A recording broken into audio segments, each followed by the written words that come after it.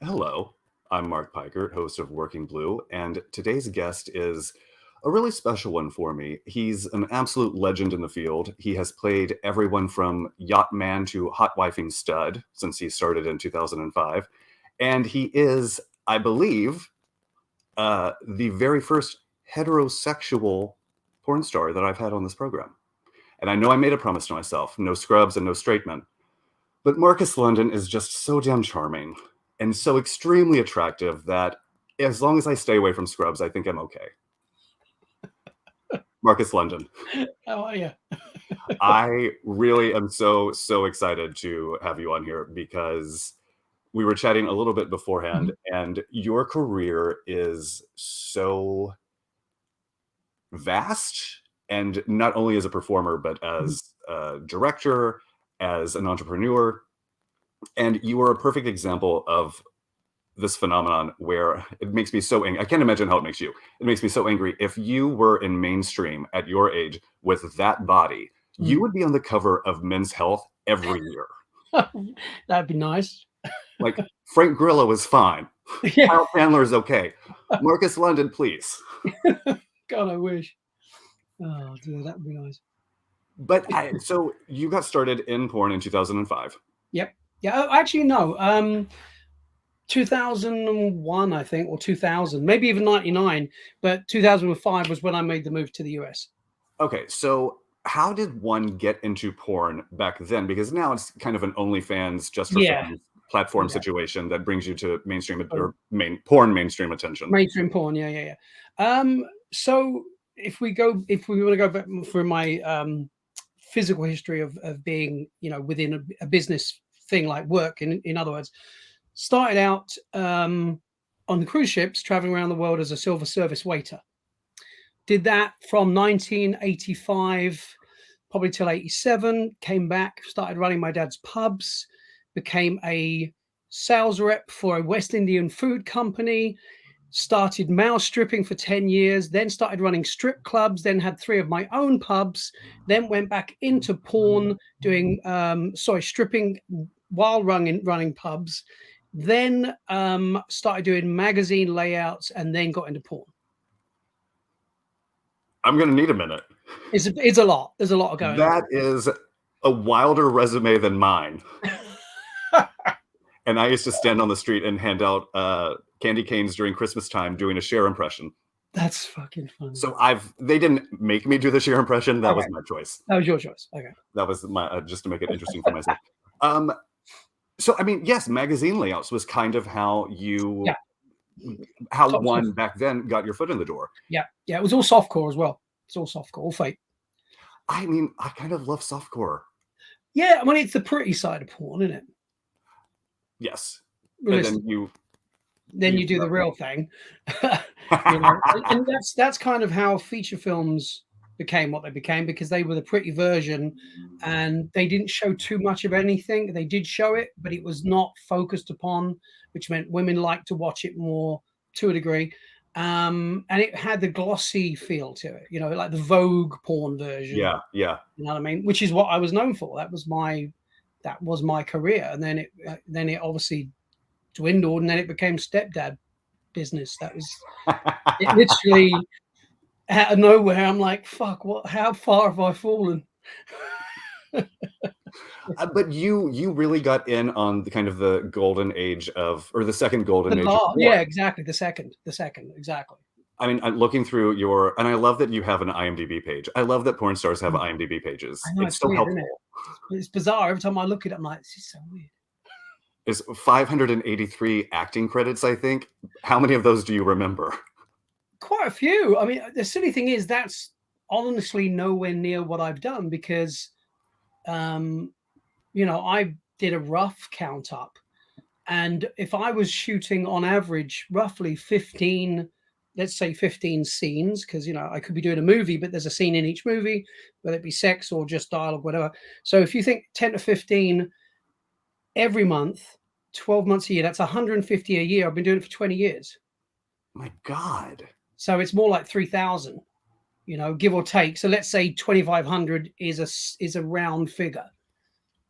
That is wild. Yeah. And I've done, because I have, as I said, long story short, I've come back to develop my book, which I've had it done for 5 years, but I just gave up. No, I didn't give up. I just felt, who the fuck's going to read this? You know what I mean? Is that, fuck it. Look, I have a book right here. I'm pointing to this is my book right here that I worked on for 8 years. And then I was like, you know what? I'm just going to shove it into the world and self-publish on Kindle, because even if two people read it, it's it's off of my desktop. It's in the world, and I can let it go. Yep. Exactly where I'm at. Really. Is it a memoir? Is it fitness? What is it? No, I didn't feel, I'm not saying I wouldn't write one. I don't know. For me personally, I wanted something that was going to be life-changing for somebody. So the way I looked at it and the way I approach sex is, to me, sex is an art form for me. It's a skill set. It's a knowledge. No different to a footballer like Pele. Has trained. He's played with the best players. If you put a guy out of college in a college football team against Pele, he's going to get fucking smashed. He's not going to be able to play. So the way I saw it was, well, what if I could give guys the knowledge I have, the skill sets I've learned, the tricks of the trade, so to speak, and some information on how to deal with women and situations and things that happen to your body and physical training and food and blah, blah, blah. So the book really is designed to teach any man to be better in bed and get more women, basically. What are you talking about? There's a huge audience for that. There is, but the problem is I'm a lazy ass, and the amount of work. I mean, I honestly have been doing teaching men all these things for the last 10 years with a company. They made millions and millions out of me. And that's when I decided that enough's enough. I'm writing a book. It's called The Vagician, Making Sex Magical. And on the flip side of that, I'll do, if I can get my finger out my ass and get into making this properly, I will do my own course to train men everything I know, give them every piece of knowledge that I've experienced, everything that I've witnessed, everything a woman's ever said to me about what I've done and what I didn't do, what was right, what was wrong. I want to put that in a course so guys can literally go, okay, what am I doing wrong? Okay, I'm not very good at that. Why is that? Okay, it's because of this. Okay, let me try it this way. Because you think of as a guy, now whether you're gay or a straight, doesn't matter.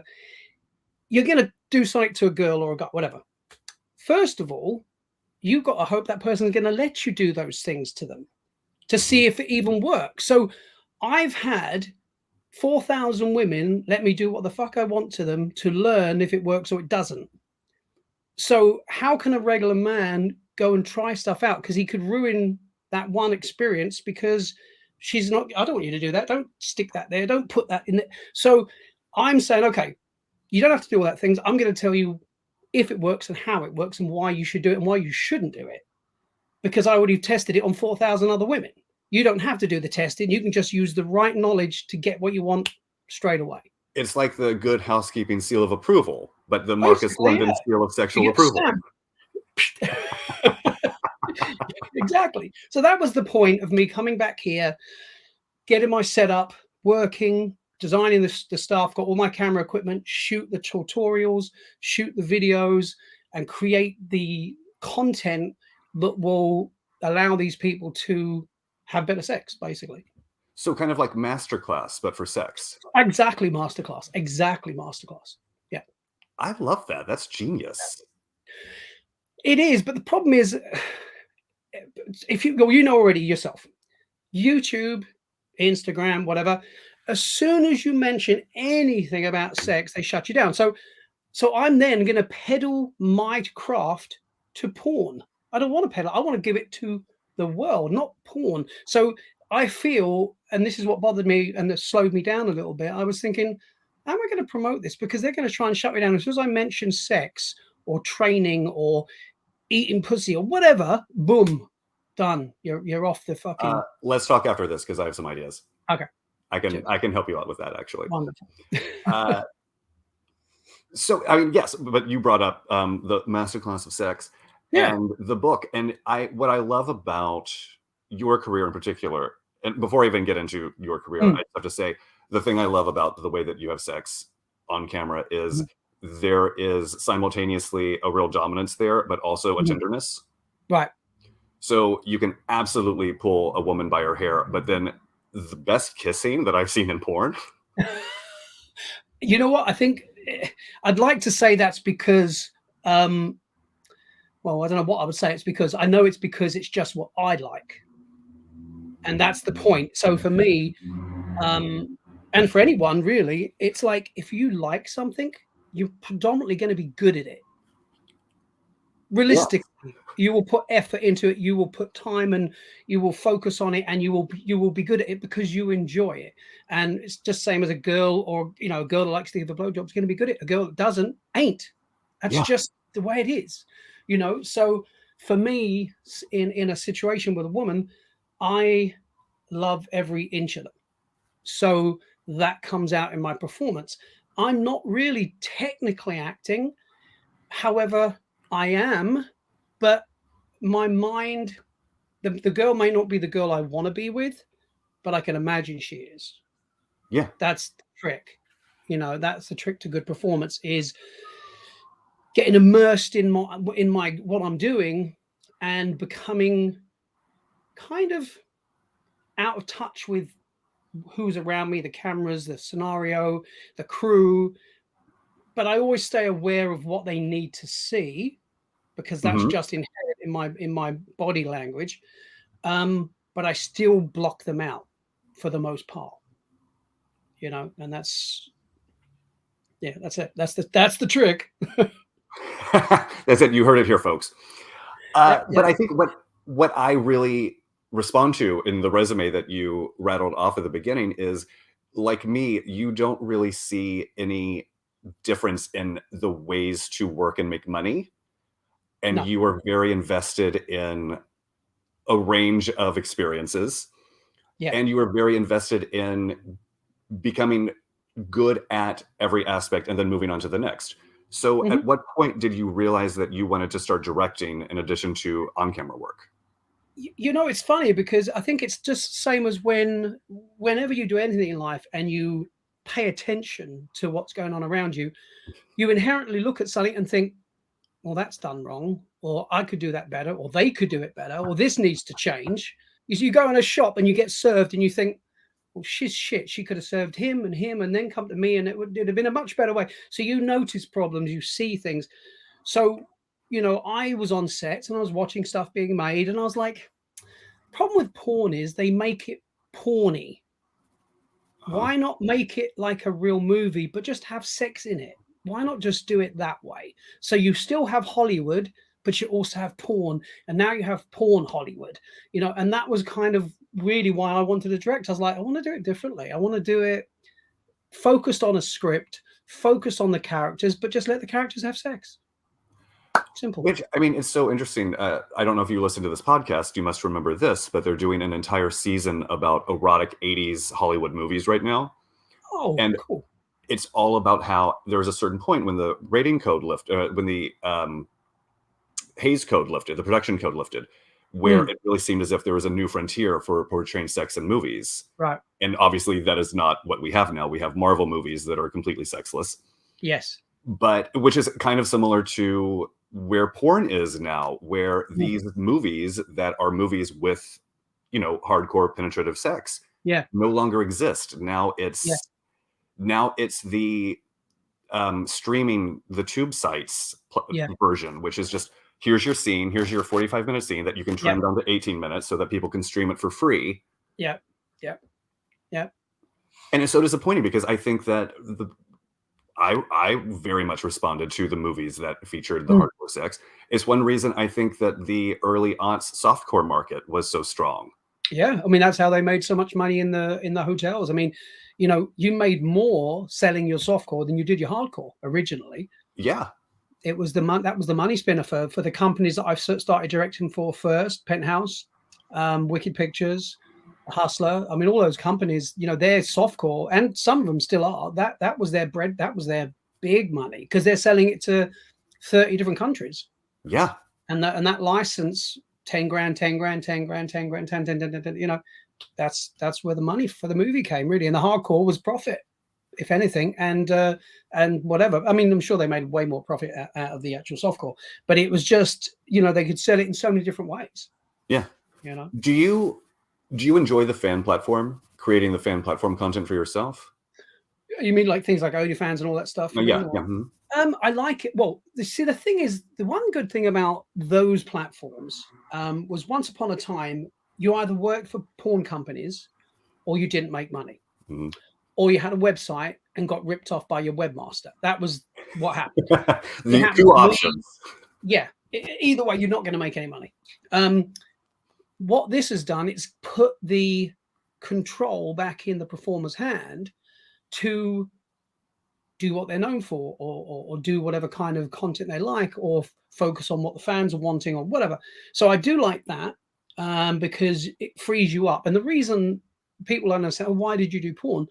I fell into porn through doing my other work, and then kind of moonlighting, doing a bit of, you know, the odd scene here and there, doing the odd magazine here and there, and started to realize how much I liked not so much the sex, but the freedom of the work. In other words, I work for myself.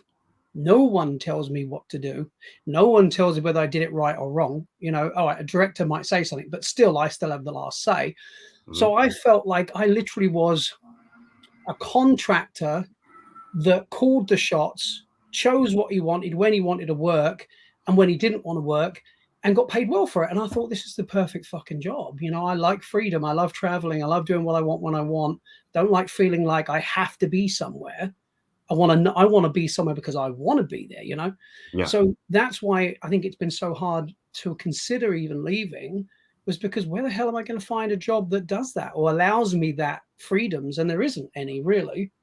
Not, I mean, maybe a very good social influencer where they're making thousands a day and they can just post, you know, but then they still have to post to make their money. Whereas I'd go and work one day and I'd go and have the next day off and sunbathe and be in the gym, and then I'd work the next day or whatever. So I felt it was I really enjoyed that. And I think OnlyFans has really capitalized on that freedom to do whatever. It's been so interesting to see. I mean, working in adult again for the last going on 2 years, it's been so interesting to see the studio's reluctance to engage with fan platform. It's very old Hollywood when TV was on the rise, where they're like, we won't acknowledge it, and people don't want that. People want to see like our stuff, and it's like, no, they don't. Yeah. Maybe they do. I mean, there are some people who are crushing it. Well, I mean, big fan of Brie Mills stuff. Oh, of course, yeah. But you know why? If you think about it, really, her stuff, and anyone's of that nature, whether it be, God, there's two other companies that do very similar stuff. They're the only ones doing that kind of stuff. So they have carved out a niche market. So all the people that didn't like the other stuff, well, now they have something else. So, you know, whether or not I wouldn't really, I guess they are pushing the boundaries in different ways through different scenarios. And instead of keeping it safe, like for instance, Brazzers or one of those other companies, you know, they're going, no, let's see how far we can push this, you know what I mean? Which is what they've been doing with the stepdad scenarios. They push it to as far as they can legally push it. And of course, they're gaining traffic from that. They're getting people to watch it, obviously. Me personally, I still like you said, the old 70s and 80s, because I felt that it was more authentically real. I felt the acting was technically better, not totally better, but technically better. And I just felt because they shot it on film, there was a lot more effort and in time spent doing it. And, you know, it looked like, see, some porn looks like crappy TV. It doesn't look like cinema anymore. You know, it looks like you're watching a soap opera for Days of Our Lives, but with fucking cum shots, whatever. So I just feel that the quality's gone out. You know, I mean, obviously, Brie Mills and a few of those, they do quality stuff, you know. But the Brazzers and all of that, you know, there's a certain amount of quality there. But then again, when you have a high quality product with what I call a low quality script that is laughable, then you do destroy the quality of the product based upon the scenario. You Well, and know? I think that that's one of the weird trends in porn. And we can stop being so serious, I promise. Yeah. But one of the weird trends in porn lately has been laughing at sex. And there's a difference between not taking sex Sure. seriously and making sex into a joke. Yeah. And so many of the releases right now are making sex into a joke. Yeah. I think I'm trying to understand, like Stormy. I had Stormy over here. She was in London, and we Yes, shot I a little saw. bit. And we've been mates for years, and we talk. We go back. We went to Greece together for a week, a few months. Well, in September last year, and we've been close because she's put me in every one of her big movies for years, and I put her in a couple of mine, and we've had a good rapport. She used to make amazing films, like really good, and she's very, very good at doing comedy. But the comedy was within the dialogue of the script, not in the sex. Yes. And it was never began with them. Once the sex began, it became something serious, or it led up to it and then it became whatever the scene was supposed to become. But the Brazzers, they like to do all these big, what they call the Home Alone face. We actually get paperwork from the companies with pictures of young kids going, they need that face, and she's got to go all this, and then there's a big dick in her face, and she's like, oh my God. And I'm like, really? We're painting by numbers now? That's what we're doing? And Yeah. every script is the fucking same. Same shot, same angle, same this, same that. It's like, fuck me. Are you ever going to do anything different, people? I used to bitch and moan at them. I'm like, I fucking hate this shit. It's driving me fucking insane. And they go, what happened to number 19? I went, what? Picture number 19. We didn't see number 19. I'm like, they didn't want to do number 19. It was stupid. It's terrible. It's corporate factory porn, basically. Wow. You've got to learn how to form an opinion, Marcus. I know my opinion. Look, I feel the same way. I feel the same way about my mainstream stuff. Yeah. Speaking of mainstream, you were on Entourage. Mm-hmm. Yeah. What was the arc, as they say? It was interesting because I didn't know. I'd only been in America for maybe 3 or 4 years at the time, so I didn't even know the show. So I got booked on it, and they said, and then I got there, and someone says, "Oh, you're on Entourage." I'm like, "What's that about?" Fucking know. You're just paying me to be here. So anyway, long story short, you had, I think his name was Wally. Wally was originally, he was kind of one of those directors that was always up to kind of crazy shit. Well, basically he decides to shoot a porno, and he brings on the crew, as in, the 3 lads, to come and see me on my set. And they walk on, they're like, what's this, Boogie Nights 2? The fuck's this? And there's me banging Roxy Giselle over a pool table in a fucking leather cross outfit, fucking like a fucking weird thing. And there was a few of us. There was Monique Alexander, Brandon Irons, me, Roxy. I'm sure there was 2 or 3 others. I think I was the only one that I know of that had lines, and maybe someone else had lines. I don't remember. But I didn't know what I'd done. I mean, I just did it, and they were very cool, though. I mean, I recognized the guy. I'm like, he looks familiar. But they were actually very, very, very nice crew. They really respected what we did, which is a surprise. It's weird. I mean, I've always said, I've stolen it from a Tony winner who said this. But we were talking about how much we love porn and porn stars. And he said, if you think about it, porn stars are Olympian athletes without endorsement deals. Yeah. It's pretty, yeah. I mean, yeah, exactly right. We are, it's exactly right, And one of the nicest things that one of the, I think it was the main guy, I can't remember his name, Vince. Yeah. Vince said in a YouTube, I have it actually on my show reel actually, and he said porn stars are quite amazing. He said they literally, you snap their fingers and they're in character, and they go literally 0 to 100 and they're on it, and he said it's actually impressive to watch. So he said some really nice stuff. It was really nice. I want to talk a little bit about your OnlyFans because you have. Before I get into your bio and what you offer the subscriber, which I'm very intrigued by, what is your fan base? Like, what's the Oh, demographic oh, of your fan base? I would think I've not really gone into it and like try to figure it out, but I would imagine we're looking at 80% male, 20% female.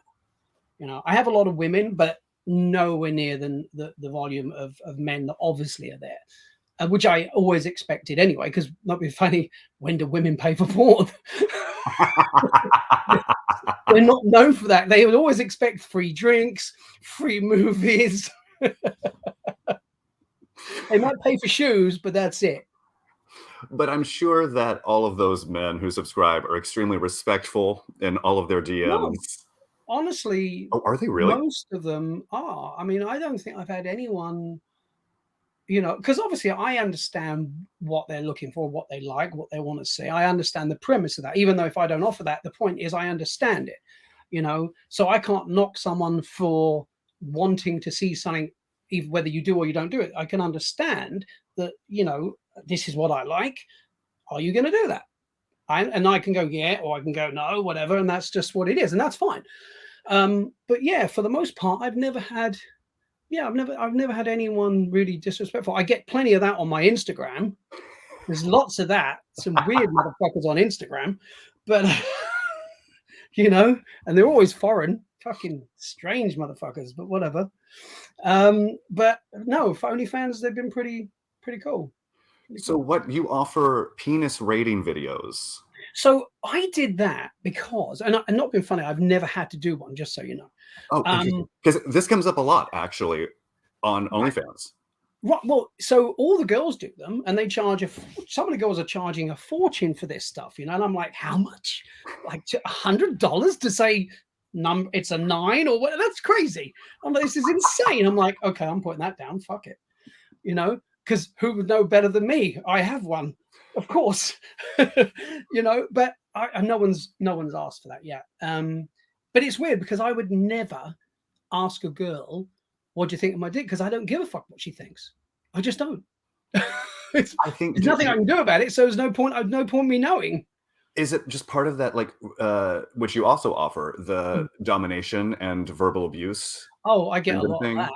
I feel very weird doing it, but because I can be quite nasty. I'm British. I'm very good at being nasty. So I had one guy actually get a little upset. I'm like, you wanted it, mate. You didn't have to say that to me. I'm like, listen, you wanted a bruise, you got it. I'm gonna have to find out what you said to him after this. I can't even remember. Because I'm very intrigued. Like, what's too far when you ask for it? I guess he was formatting some kind of, you know, I want to be called faggot, I want this and that, and I probably just called him a million cunts with a million of other things combined, and it just got under his skin, I suppose. Oh, you're too good. That's your problem, Marcus London. Oh, you know, I'm a method actor. I will dive in. You know, it's because you're curious. You just want to explore everything and be the best. Well, you know, if someone's going to pay me something like, you know, whatever it is to do it, the last thing I want to hear is, oh, that was crap, you know. So if I'm going to say yes to doing something, which most of the time it's no, but if I'm going to say, I need you to make me like, to belittle me, I'm like, all right, I'll destroy you. That's fine. You're making me speak to you when I'm fucking gonna be in the sun, you fucking useless cunt. What? That's easy. Stop giving it away for free. This is YouTube. We need to monetize this. Well, you know what I mean. It's just like, if I'm gonna do something, I will try and do my best with it. Yeah, of course. Yeah. So I do. We are out of time. Which wow, this flew by. Wow, it did, didn't it? I really am in love with you, Marcus London. It's too much. Like, we're too similar. Oh, that's so funny. I guess, like, just because, not to make this sexual after promising you that it wouldn't be sexual, but I am curious, as someone who has been in porn for this number of years and has done so much, what do you jerk off to? Honestly, it's tough. Mostly, God, it's a good question, really. You don't. You save it and monetize it. Try to. I don't do enough of that, actually, because I'm too lazy. I'm like, I should have filmed that, shouldn't I? Shit. I wasn't thinking straight. To be honest with you, not really people like top girls. I like more amateur stuff because the problem is I've been in the business, so I know what's real and what isn't real, and I know the girls that are Mhm. real because I've had sex with most of them. So I know the ones that are actually the real deal. They love the job. They love the intimacy. So I know the ones. So they would be the ones I would ever watch if that was the case. Or most of the time, I watch scenes that I've done with girls like that where I remember the actual physical night, and that's a turn on because as much as it was filmed, it may as well not have been, if you know what I mean, because it was as real as it gets. I just happened to put a camera there as well. So you got to see, but I just forgot the camera was going. And 50 minutes later, I turn it off and we carry on or whatever, you know. So that was it really. So that stuff I like because it has a real memory attached. Yeah. So there's a real feeling behind it. So that really is the stuff I would watch for the most part. And if any of you are looking for something to watch while you masturbate, Marcus London content. I'm telling you, go to links are going to be in here. Marcus London, we didn't even get into your crazy fitness regime. It'll have to No, be part 2 it's true, part 2. because honestly, like the body is insane. You're doing God's work by keeping it up. Oh, trust me, I haven't touched my body in a year and a half. I joined a gym the other day. I went for 40 minutes. I have bad shoulders. I think I've torn rotator cuffs on both. And I just started mountain biking and I did my first 8K and a 15K yesterday. I'm trying to get different kind of, training in because my arms are too fucked up right now. Yeah. So got to fix it. And I haven't gone to the gym in 6 months. It's going to hurt. Trust me. It's going to fucking hurt. Not if I never go again. That's not the way to look at it, is it? Shit. Marcus London, you are a goddamn delight. Thank you. Thank you so much for joining me. Thank you guys for watching. Tune in next week for another episode of Work in Blue.